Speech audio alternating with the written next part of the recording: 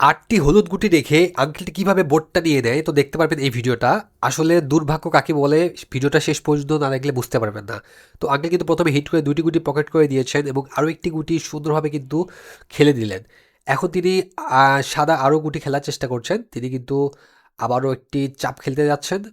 না, সিদ্ধান্ত পরিবর্তন করে সেকেন্ড পকেটে কিন্তু একবারে 2টি গুটি ফেলার চেষ্টা করলেন, কিন্তু একটি গুটি পকেট হলো এবং আরও একটি গুটি পকেটের কাছে চলে গেল।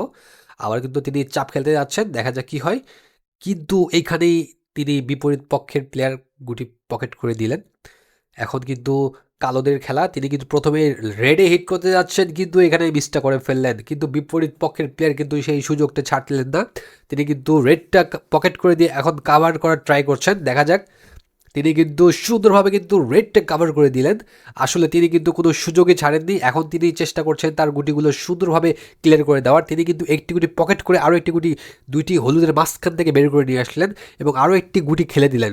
আর মাত্র 2টি গুটি আছে, দেখা যাক তিনি ফেলতে পারে কিনা। অনেক রিস্কের একটি গুটি, কিন্তু সুন্দরভাবে কাটিং শট দিয়ে গুটিটা পকেট করে দিলেন এবং এই গুটি ফেলে তিনি কিন্তু বোর্ডটা নিয়ে নিলেন।